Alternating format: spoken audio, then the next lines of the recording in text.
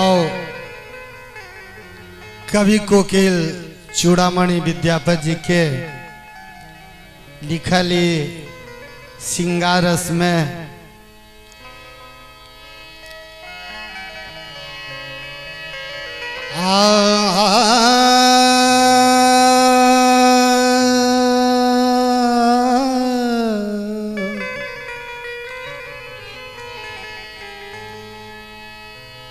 सूतली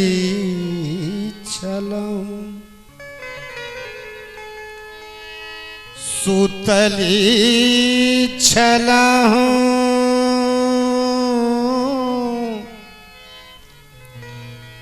सूतली चलूं हम घर बारे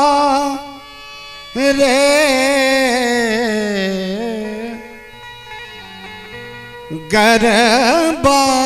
मोतिहार सुतली चलूं हम घर बारे गरबा मोतिहार राती जखन राती जखन राती जखन धिनु सरबारे पहु आयल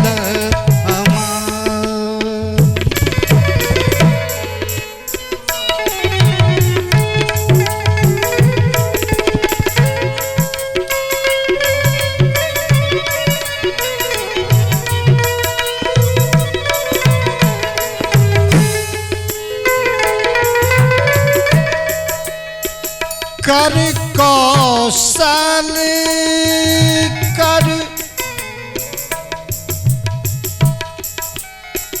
कर कौशल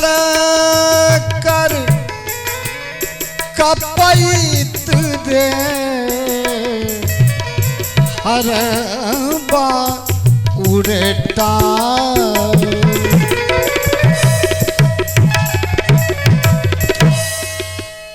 कर कौशल कर कपैत दे हर बाउरेटा कर पंकज उड़े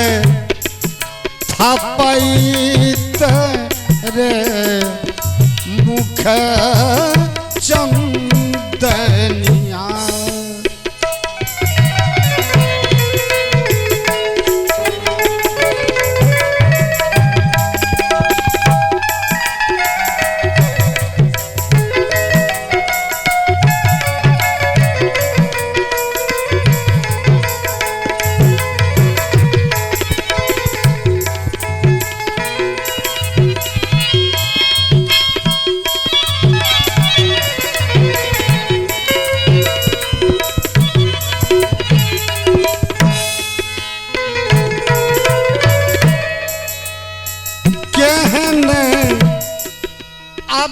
भागली कवि कोकिल चूड़ामणि विद्यापति जी के ये रचना लिखे छथिन केहन अभागली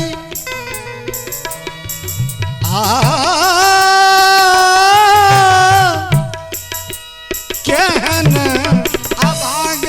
कहन अभागल कहन अभागली भागली रे बैदिन मोरा निंद कहन अभागली भागली रे ऋण मोरा निंद भल गए नहीं देखी पावल रे गुण में गोविंद सुतली छलहूँ हम घर बारे गरबा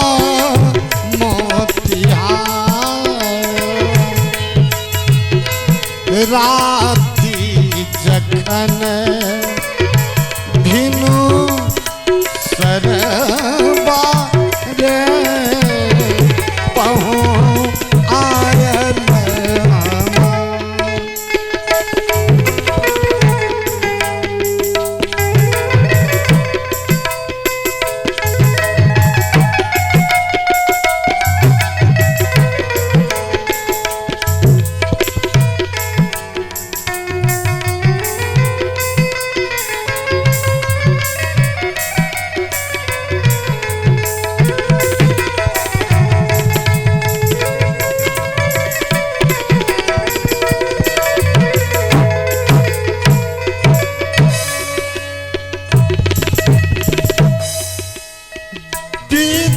विद्यापति कवि गावल रे सुनी दारू मन धीर विद्यापति कवि गावल रे धरु मन धीर समय पाए तरु बर फल रे कतसी चहुनी रे समय पाए तरु बर फल रे कतसी चहुनी रे सुतली छलहूँ हम घर पारे गरबा मोतिहार राती जखन भिनु सरबा रे पहुँ